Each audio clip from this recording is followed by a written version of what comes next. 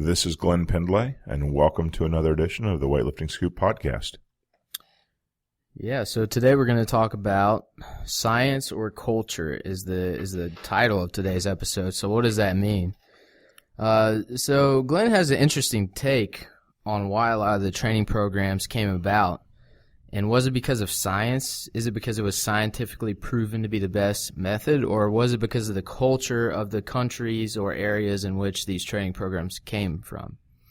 Yeah, I think there's some of both. But I think when it comes to science and weightlifting, I do agree with people that would say that the art of coaching and or other factors within a culture created training programs, and then science has come along afterwards in a lot of cases and validated what was being done or offered supporting evidence that yes, this is why this works. But I don't think that well, first of all, I'd like to say that pretty much every power in the weightlifting world has a slightly different take on things, slightly different training system. And if one thing is definitely been shown over the past 50 years, it's that there are a variety of ways that you can program training and still succeed. So the two drastically different ones, the two that are the most drastically different and happen to be the two most successful weightlifting programs ever, which are the Russians and the Bulgarians. Yeah, I mean, I think you could argue that at this point the Chinese system is, quickly on its way to becoming the most successful, maybe especially definitely for women, but even for men. But yeah, the Russian type of very long-term periodization scheme is definitely shown that it can be very successful, and it has been extremely successful. I don't think there's almost any country in the world that doesn't borrow somewhat from that type of a system. But then the Bulgarians kind of turned training on its head in a way, and had a very different system and a very different way of training, and they were also extremely successful. Some people might say that they were the most successful country and program ever, just based on the fact that it's a small country, not a lot of resources. Yet when you talk about some things, that they did with several triple body weight clean and jerkers. I don't believe that China has had one yet. It's possible that they have, but I looked into it a little bit. I don't think so. And just like the Russian system, it's heavily borrowed from. Some of the other nations that have been successful since have definitely heavily borrowed from the Bulgarian system, almost to the point of copying it. And so those are two very different training systems, and ones that have proven successful. They've definitely been validated. So you personally, you have some insider knowledge into the Russian training system and the Bulgarian training system for different reasons. So some people don't know, was it 1992? Yeah. So in 1992, you competed at the Junior World Championships in powerlifting and won that competition, right? Yeah, it was held in Moscow, and because of that, I, was approached by, some people, and through talking and everything, there was some interest by Medvedev in showing me how to weightlift, and I think that he was a little bit enthusiastic about that because he had just been dropped as the head coach from the team, and he didn't really have a lot to do, I guess. It was over a bribery scandal, I believe, or, if my information was correct at the time. And also the fact that I was fairly flexible, even though I was a powerlifter, which is somewhat strange, I guess, and kind of unexpected. And, so that gave me the opportunity to be kind of introduced to the Russian style of training, and also to have a lot of conversations with both Medvedev through an interpreter, of course, and also some of the Russian athletes. And as a very, very curious but pretty ignorant at the time, very young guy, I was extremely curious about what they were doing and what their explanations were, and et cetera, and got to satisfy some of my curiosity, not just with what they were doing, but their viewpoints on why they were doing it. And that was a wonderful educational experience for me, and it definitely kind of set the tone for my avenues of thought and everything. So real quick, a lot of people may not know who Medvedev is, and And so, real quick, explain who he is and why he's important. Well, he was a gold medalist at the Olympics in, I believe, 1952. And then he became the head coach of the Soviet Union's weightlifting team. I believe the years are 1972 till 1992, but I could be wrong on the starting date there. So he was obviously he was one of the main guys. He wrote some books that are still sold and have been translated by Bud Charnaga. They're still sold today and studied, and lots of people follow his system of training is still today. So his training approach is basically like his manuals explain that training is like a 10-year process. It's planned out all through, right? Like 10 years of training. In that book. They have a long-term viewpoint, and it's a very I don't know, I'm looking for a word here and I can't quite put my finger on it, but it is. You're not training for tomorrow. You're training for 8-10 years in the future, and it's a very step-by-step, detailed process. And all the planning is in terms of years or multiple years. All the and just preparation for a date far in the future, basically. I don't think there's probably any system that employs more detailed long-term planning than kind of the typical Russian system. There's a variety of exercises. General preparation, training, teaching you to train for the Olympics 10 years from now, 8 years from now. Really calm and calculated programming. And you think that came about because of culture, right? I think some of it does. I don't think there's any absolutes as far as this was 100% the reason. But I think that it fits the Russian culture. And one of the ways that it fits it is the Russians tend to be very protective of kids. They don't see injuries as just a part of the program. They're very averse to injuries, especially with younger lifters. They also are planners. I think this almost kind of just like part of the Russian psyche. I mean, they are long-term planners. I think that they would probably all make good accountants. Lots of attention to detail and following numbers and following a system and long-term planning. That, from what I know, from what I've seen, that very much fits in with the Russian culture and the Russian psyche. So when you're talking about communism and like they come up with goals as a country, like how many tons of steel are we going to produce next year and those types of things. I think that maybe during the Cold War and whatnot, everybody had heard of their 5-year plans. What are we going to, if it's 1988, what are we going to do? What are we going to produce, et cetera? How many bushels of grain? How many tons of steel, et cetera, 5 years from now? So I think it's more of a long-term planned way of thinking than a lot of other cultures. Yeah, so just in general, Russia during that time period was into long-term planning, not just in weightlifting, but outside of weightlifting, and it kind of reflected in their programming. Now, on the other side of things, we got Bulgaria, who their training program couldn't be more different. It's almost the opposite. Yeah, it's very little program. I mean, just as a way of just a kind of a an aside. When Bagiev was here, when he was coaching in California, and people would ask him, "What are we going to do today?" He'd shrug his shoulders and say, "I don't know. What can you do?" It's going to the gym every day and training as hard as possible and seeing what weights you can make, with certainly not a ton of special exercises, mainly snatch, clean and jerk and front squat, and just going in and lifting up to as heavy as you could with very little planning. And that, in effect, over time, Bagiev, I believe, became the head coach of Bulgaria in 1972. And over time, he didn't change from the normal program, which at the time, pretty much, I think everybody had copied the Soviet Union to some degree. But he, consistently eliminated assistance exercises and eliminated everything except for going up to maximum. And what he was left with was a whole bunch of going up to maximum on the competitive exercises, and that kind of became the program. So everybody knows the Bulgarian program is snatch, clean, jerk, front squat. Obviously, some Bulgarians did back squat. I guess Krashdev back squatted a lot, from my understanding of what Bros was saying. So, I mean, with spending time with Bagiev, you have a little insight into their culture and how it's a little different than Russia. And so how does that affect their programming? I think that affects the way that they push to make a new maximum today, and not looking at the years in the future. I don't necessarily, not trying to say one is better, one is worse, but they're just very different.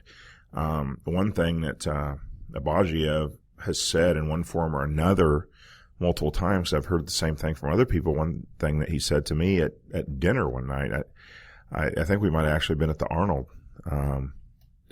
that year, when talking about injuries, he said that sport is war, and in war you have casualties. And he definitely had the attitude that, hey, you know what, people are going to get hurt, and that's part of the deal.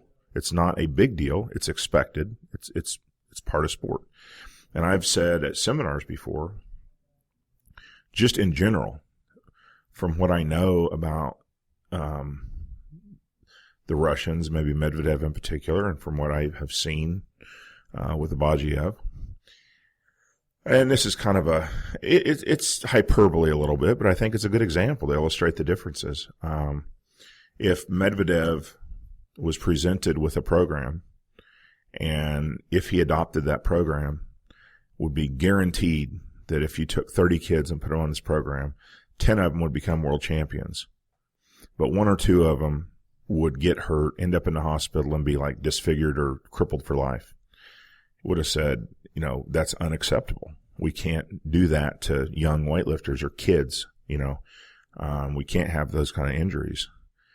On the other hand, I honestly think of Abagiev, if you said, here's 30 kids, if you follow this program, 2 of them are going to become world champion, but 10 of them are going to be crippled for life, or 20 of them are going to be crippled for life. And he probably would have said, well, if you want 10 world champions, then you have to have 150 kids. The casualty rate, if you will, wouldn't have affected him at all. He simply would have said, well, if that many are going to get hurt, we need more kids if we want 10 world champions. And that's a very different psychological outlook towards the sport and towards the acceptable risks and things like that. And honestly, as an athlete, when I was, 20, if you would have told me you're going to do this program and you have a 1 in 10 chance of being a world champion, but, you got a 5 in 10 chance of being crippled, I may have taken those odds because I really wanted to do better. And I'm sure there's a lot of lifters that would say, if this program will give me this percentage chance of being a world champion, I'll take the risk. So I don't necessarily know that that's bad, but it's just a very, very, very different outlook towards sport and injuries and whatnot. So in general, just from Glenn's experience at least, he sees that the Russians are very calculated, accountant-oriented, like they really like the percentages, the charts. They're really not interested in hurting kids at any cost. The Bulgarian... One weird, and I hate to interrupt you, Trav, one weird aside is that people, not just sports people, but people in the Soviet Union, people on the street or whatever, did ask me multiple times, is it true that in American hockey that the kids can check each other when they're like 12 or 13? When you run into each other, slam each other up against the boards. And I don't really know much about hockey, but I was like, yeah, I think so. I don't know that there's any rule against it. And they thought that was just barbarous. It was just terrible. In Russia, they can't do that until after they turn 16. They also asked me about peewee football, and 9 and 10-year-old kids going out in pads and hitting each other. And again, it was just like, how can you guys do that? That's so terrible. It's so dangerous for young kids. Don't kids get hurt? I'm like, well, yeah, they do, but it's fun.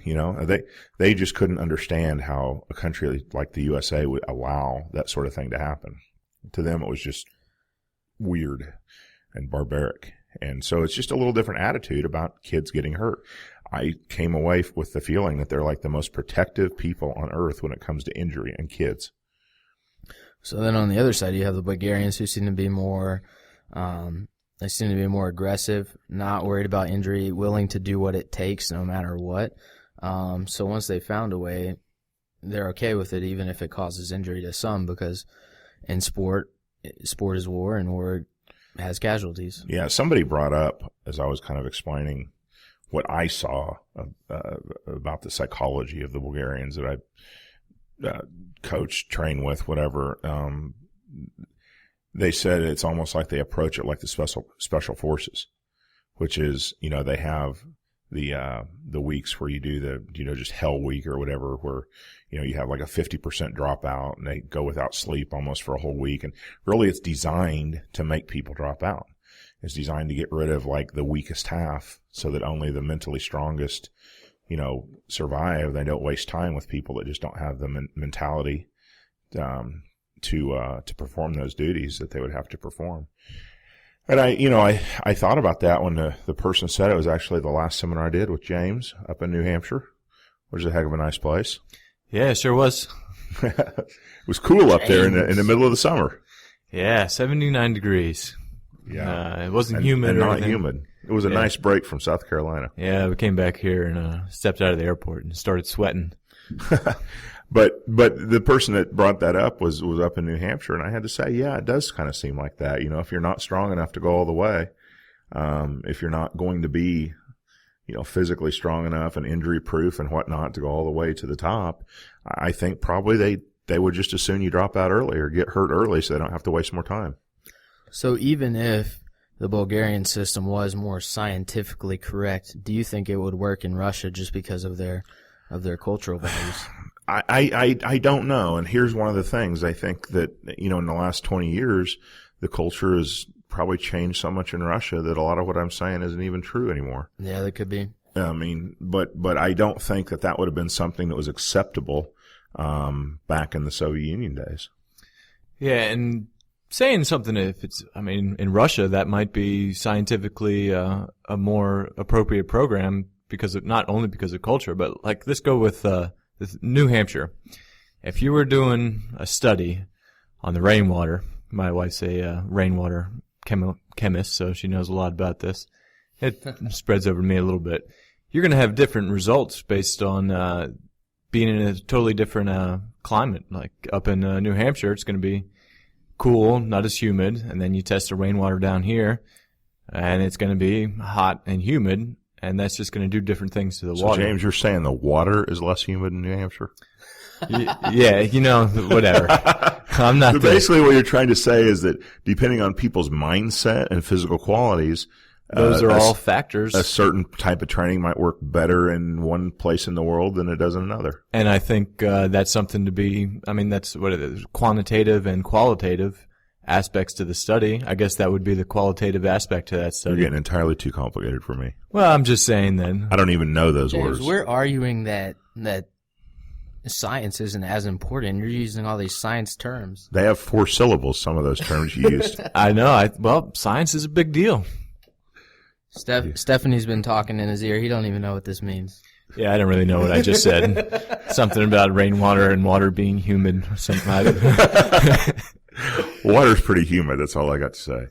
No, I think that there's what James, I think, was attempting to say with large 4-syllable words is that, people are different everywhere. And I think that's probably physically different. I think that's probably true. I know that I've heard from Chinese coaches that one of the reasons the Chinese do so much bodybuilding type stuff for the upper body is that they don't believe that genetically Chinese people are as strong in the upper body as Caucasians are, and they feel that they need genetically to do more upper body work because they're just not strong naturally, as strong as other races, I guess you'd say.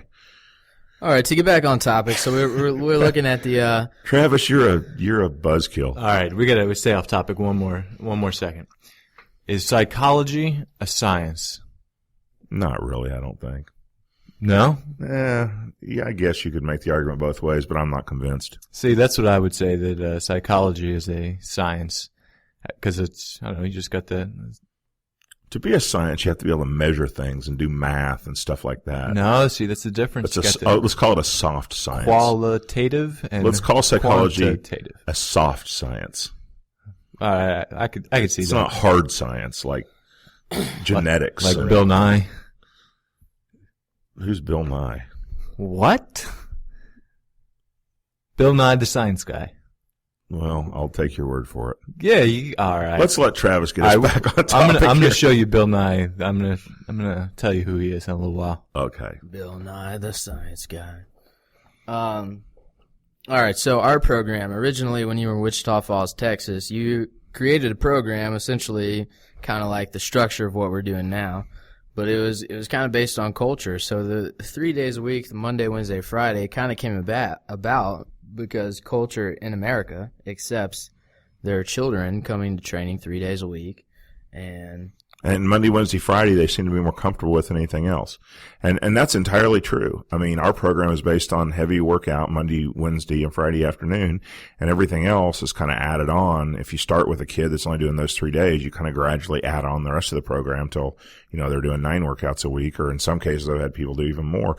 But those 3 days are the basis of it, and we keep those 3 days or those 3 workouts, the heaviest workouts of the week, all the way from, a 12-year-old beginner to, Travis Cooper. So it's kind of based on, and it's entirely because that's very acceptable to people or to parents of like 12-year-olds. If you say 2 days a week, they think that's not enough. If you say 5 days a week, they think, that we need rest in between the workout days. May or may not be true, but they tend to be okay with a Monday, Wednesday, Friday program. And, why bash your head against the wall? I don't know of any science that says you'd be better off with 4 than 3 workouts for a beginning 12-year-old kid. I don't know any science that says some other day is more ideal. So instead of bashing your head against the wall, I just pretty much started out and went with what was most acceptable to society. Because if you're coming in consistently, you're going to get better than if some kid comes in and then you never see them again. They're not going to be a weightlifter if they quit.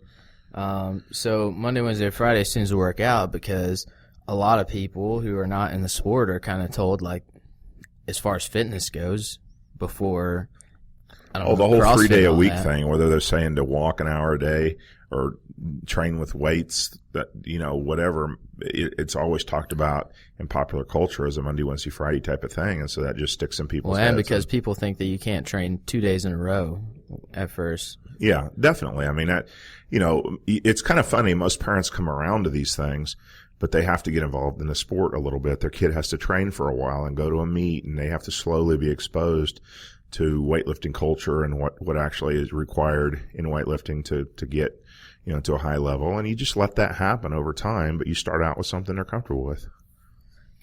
All right. And, so this kind of came about just because of culture, and then that's like the backbone of our program is Monday, Wednesday, Friday afternoon. That's how I started off in powerlifting, 3 days a week. That's pretty normal. Coming from powerlifting myself, that was very normal in powerlifting. Either 3 days a week or sometimes 4, but it's a very acceptable mainstream type of training.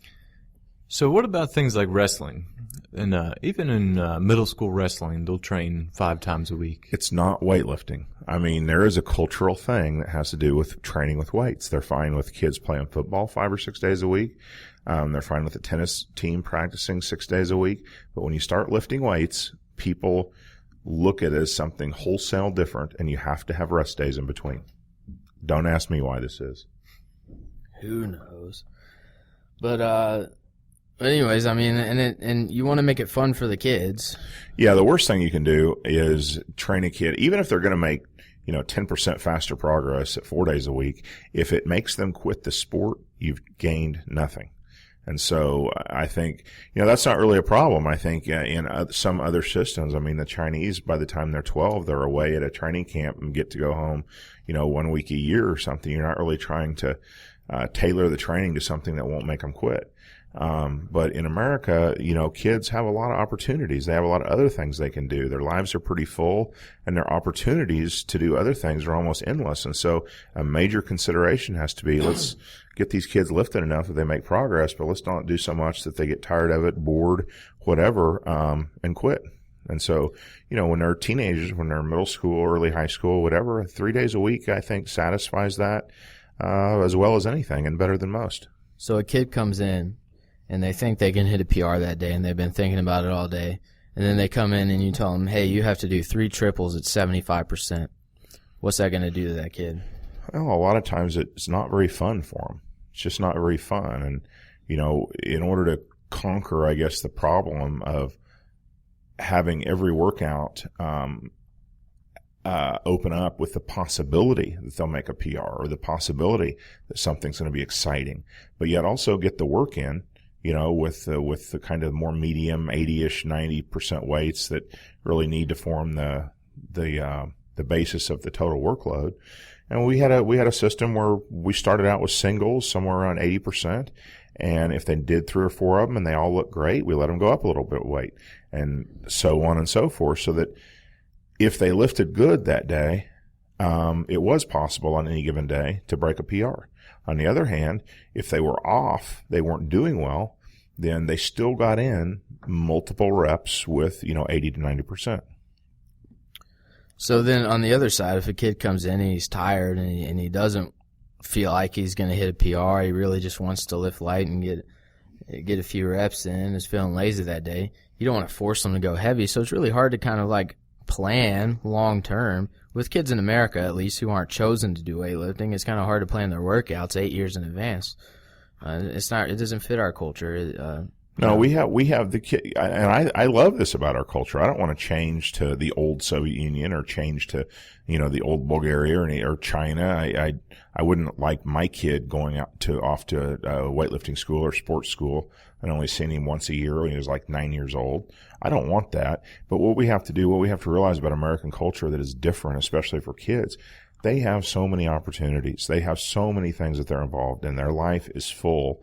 And they are not going to be, when they're 12, they are not going to be all about weightlifting. They're going to be about, computers and other things in school and getting good grades and this. They're going to be about a variety of things, and weightlifting has to be able to fit in with that.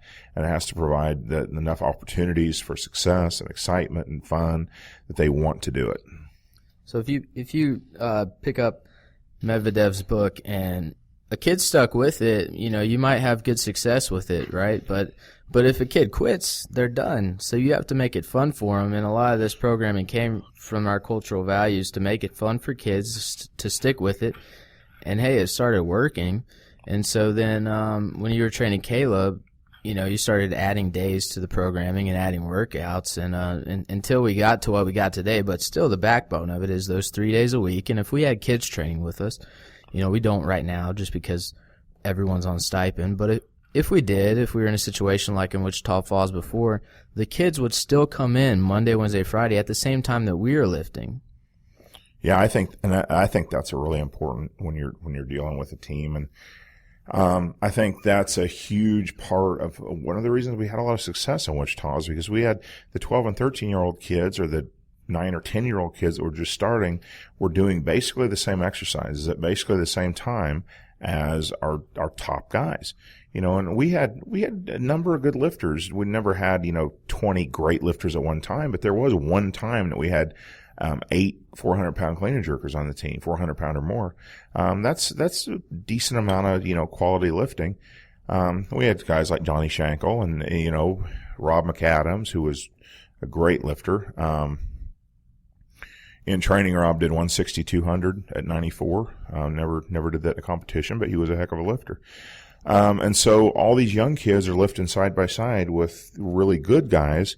And so that raises their expectations. It raises their belief that they can someday do that because they're seeing it done right beside them on the platform next to them every day.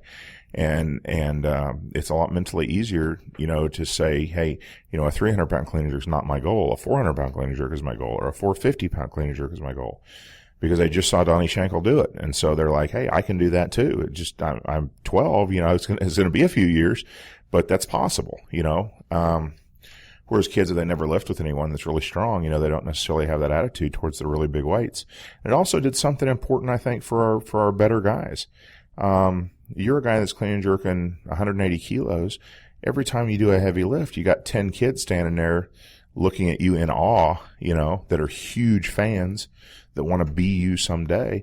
And I don't care who you are. You're going to like having fans that really look up to you.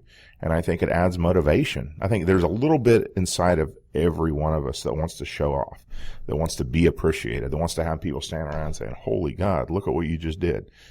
And it's more in some people than others probably. But it's there in everybody. And I think having fans and having younger guys who really looked up to them did the older lifters a lot of good.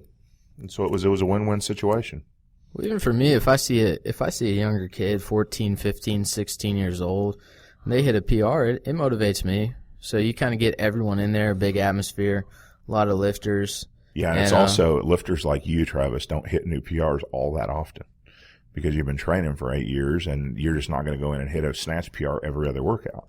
Yeah. And having a bunch of younger kids that are going up in weights really fast, their snatch is moving from 80 kilos to 85 and then to 88 and, on a consistent basis, that ups the atmosphere in the whole room because you're right. Even if the kid's 13, he's only snatching 80. If he makes a 2 or 3 kilo PR, it excites everyone. Everyone loves to see that. And so I get tired of not hitting PRs. I'm ready to hit a PR when I see like 20 people hitting PRs. It really is contagious. It makes the attitude in the whole room just absolutely great. Success and failure are contagious. So, if there's a lot of PRs being hit, it just seems like a domino effect. One person starts hitting a PR and then boom, boom, boom. So it definitely makes a difference. Yeah. Oh, yeah, definitely. I think that's one of the reasons. I mean, obviously, a big advantage of training as a team is if you got 2 guys in the same weight class and they're fighting back and forth, and that's a great situation. But even if that isn't happening, just the fact that if you've got 10 guys lifting, or more so if 20 guys are lifting in the same room, if anybody hits a PR, it ups everyone else's attitude and it ups everyone else's chance of making a PR that workout. And so it's just good for everybody to have some numbers. It kind of picks everyone up and it's a great thing. It's much better than training by yourself. So if you're the type of person, you're kind of scared of injury, you're a really calculated person, you're very organized. I mean, maybe the Bulgarian program isn't for you. I mean, even if, and this there's no real studies on what weightlifting program is best, but even if the Bulgarian program was scientifically more proven than the Russian system, but you're a very conservative person naturally who likes to calculate everything out, I mean, maybe that's not going to fit your values and it won't work for you because you'll be scared you're going to get hurt and you won't really want to go after the weights. Well, and some people, and I'm going to use John North as an example of this, and I know you'll agree with me. John has an ability to get really, really psyched up on a reasonably frequent basis. And he loves the act of getting psyched up and getting crazy. And, if he's not going to make a PR, he doesn't even really want to lift. It's not fun for him. He wants to go up and make a PR. And on the other hand, there's definitely got some lifters that are the opposite. They like to just do their work, to do their sets, do their reps, not miss, put the work in and go home. Their life doesn't really revolve around that going up and making some, tremendous effort and then quitting. They want to do just a workload. And people are definitely different in that respect. And I think that probably their training should be a little bit skewed towards one or the other just based on their mindset. So, do we have to really know why something works if it works? Do you think that? Or I think it's helpful. Yeah, it definitely could be helpful because then you can take that information, okay, this does work, here's why it works, and we can build on it and experiment a little more. But typically, science is typically behind what we're actually doing, right? I think in general, yes, science is behind, but let's say that, I'm just using this as a dumb example. This definitely doesn't have really a basis in reality. Well, maybe it does a little bit, but let's just go with it. If we notice that doing higher intensity generally gives better results, and if we notice that lifters that are going, 90-95% something more frequently are making more progress, and we know that lifters that don't lift, above 80% don't seem to make much progress at all. Now, all those numbers are kind of just feelings. They're just kind of, guys that go higher intensity. But what may be applicable, I don't know how science could necessarily prove this, and I think it's going to be different for every person, but let's just, suspend our disbelief or something and say because we know these things are generally true, that we conduct experiments that show us that, lifting above an exact number, say if we go above 87%, we're going to make the optimal amount of progress. Then instead of just guessing and saying more intensity is better, we know, okay, if you snatch 100, most of your training needs to be at 90, the highest volume of training. We can kind of dial it in more precisely, but I don't think we ever would have done those experiments or conducted those things if we didn't already have the general feeling that higher intensity was better. So I think sometimes science can come along after we know things in general and help us dial it in a little more. But I don't think that science I think that it's just general observations in the gym that are going to give us the ideas to say that in general this is more effective or this is more effective. Yeah. And so it's kind of interesting to think about. And James, you got any thoughts on this?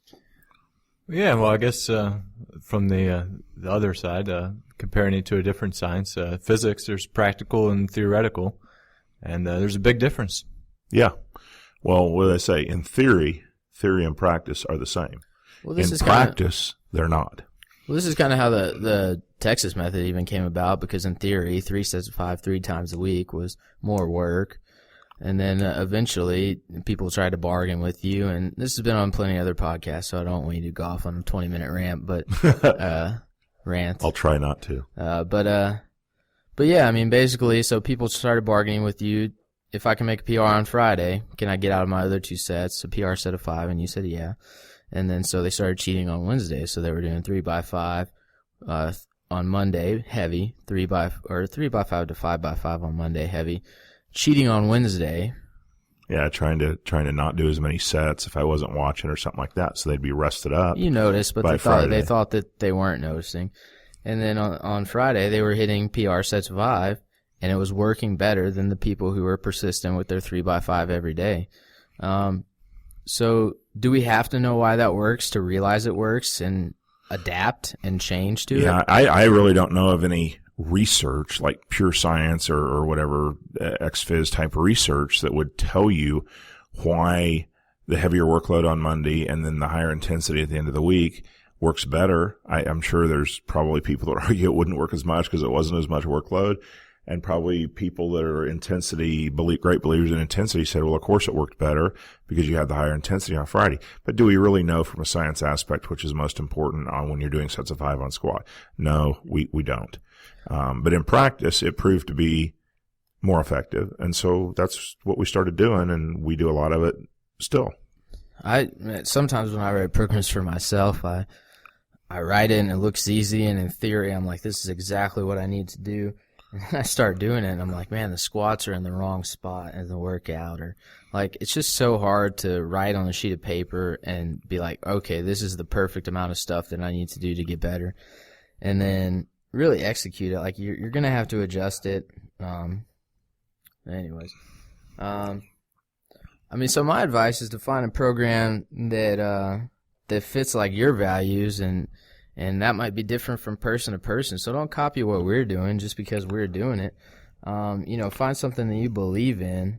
If you're an aggressive person and you don't like doing triples in the snatch and triples in the clean and jerk and all these complexes, or, start funneling your way a little closer to Bulgarian training, and on the opposite token, funnel yourself towards the Russian training. Start planning things a little more, be a little more conservative, do some triples, do some doubles. I personally, the way I like to train, I like to do something that I've never done before. I don't care if it's a set of 1, 2, 3, 4, 5, 6, 7, 8, 9, 10. I don't care. If I've never done that weight for a certain number of reps and I do it, I feel good about myself. So I like to hit as many PRs as I can, no matter what the rep scheme. And so sometimes I change up the rep scheme. It makes me happy to do that. It keeps me interested, and it seems to be working. So, yeah, I think that's overall that's a good observation. And I think it probably would be the same thing for somebody to just look at the program we do and say, okay, that's the best program. It's probably, the same as looking at the Bulgarian program and saying that's the best program, because honestly, and I go into this in more details in seminars and stuff, but, the things that our society is different enough from the 70s and 80s Soviet Union teams, the Bulgarian teams. We have enough difference in our society that for a lot of reasons it would be very, very, very hard to produce many great weightlifters using that program, because our society, our culture, everything is just different. And I think that's a big thing. When I talk about programming, is it has to fit you, your culture, your values, your limitations, et cetera, et cetera. It has to fit all those things, or it's not going to work the way it did in a completely different society with completely different people and completely different values, et cetera, et cetera. Yeah, and I've heard you say things like that before, where you said if you don't believe in the program, even if it's the best program, Yeah. you probably won't get results. But if you're in a crappy program, but you really believe in that program, you probably get good results. So Yeah, that's another thing that I wanted to add into there is that if you do one of these programs, just stick to it for a little while. Give it a chance. See I think the that's results. a really important thing. And basically, I just think that if you really believe in what you're doing, you're going to give it your absolute 100% because you're confident that if you do give it 100%, it'll work. And if you don't believe in a program, you may think you're working hard, but if you don't believe in what you're doing, you don't believe it's the best thing, you're just not going to give it 100%. And I think that giving it 100% in the end might be the most important variable there is. Yeah, and geez, I was gonna say something and I forgot. I just talked too long. Oh man. But I've known some lifters who did some pretty crazy stuff. Pretty, from my perspective anyway, I was like, that's not ideal. But you know what? They were making progress and they had made the program up themselves and they thought it made sense and they were really, really busting their ass and they made progress. And hearing about, seeing those kind of things, experiencing lifters who have done this, that, and the other, you just kind of, there is kind of a feeling that I get sometimes that the program is just not the most important thing. It's the effort level, the effort level and the absolutely not, refusing to accept anything less than progress. Probably more important than the days that you snatch and the days that you clean and jerk and how many times you squat per week, et cetera, et cetera. All right, here's what I was going to say. So in countries where people are picked to do weightlifting, I mean, they're picking people avoiding those athletes with flaws. But here in America, people choose to do weightlifting. So you're going to get a lot of athletes who have flaws. And so certain exercises like bench press, push press, shoulder press, drop snatches, whatever, those things might benefit someone who doesn't have elbows that lock out completely because you have to strengthen your overhead position. Whereas if someone who had a like hyperextended elbow lockout, they would never have to do those things. So then one program might say, those exercises are useless. You don't need those. Yeah, they're not really all that helpful for the person with the perfect lockout, but for the person without the perfect lockout, they're extremely useful. So you have to find the things that... Yeah, that's one of the things that is more difficult, I think, about coaching in the USA. I know that people give me a nervous laugh sometime when I say this because I think it's racist or something, but, if you look at the Chinese male lifters, they all look the same. I mean, I'm not talking about all Asians look the same, facially, but they're all very similar to each other. They have the same build, same proportions. They all have pretty much exactly the same pull. They're all very similar. But if I look at people that I've coached, I've got James Tatum and Travis Cooper sitting here, they're completely different. They're completely put together different physically, and they don't lift the same. Their technique is not the same. And frankly, what they need to work on is not the same. And so, we can't really have a standardized program in the U.S. At least, we could maybe more than we do, but we can't have a completely standardized program because we're dealing with such differences in our lifters and they're not all ideal in every way to the sport of weightlifting. I was looking at, All Things Gym, earlier today briefly, and they had a video up there of several Chinese 48 kilo females snatching, and they were doing doubles with 70, 75, 80, and some singles with 82 or 83, something like that. That's pretty damn good lifting. But beyond that, one of the things that I really noticed after 3 of them or 4 of them, 3 of them I think had lifted, is that their overhead lockout on the snatch was exactly the same. All of the girls had slightly hyperextensive elbows. The bar was in the same place, behind the head, the shoulders and arms were in the same, perfectly the same alignment. Everything was so similar in that overhead position. And to tell you the truth, that catch position with the slightly hyperextended elbows and the bar well behind the head and just the whole position, I'm thinking, I've never ever coached a girl that could achieve that position. I've never seen anybody, well, I've probably seen it, but I've never coached someone that had that ideal, that just perfect of a lockout position. They weren't flexible enough, or didn't have the hyperextensive elbows to even achieve that position. So obviously a girl that has that type of ability to achieve that position, the flexibility and the joints and whatever to achieve that position, is never going to have the same types of problems catching a snatch and holding it as, let's say, Morgan King is the top girl on our team. Very good lifter, especially for how, short a time she has in the sport. And she's pretty flexible, but she certainly did not have the same overhead position on the snatch as those Chinese girls. And so, so everybody's different. That probably means she has to do a little more strength work or a little more positional work or whatever overhead. Everybody's different. The point is that here in America, you have to have a program that's adjustable. You can change it for each lifter. And anyway, so I hope there was some good information for you guys. Tweet us at WLiftingScoop. Any questions, if you want to BS with us, whatever.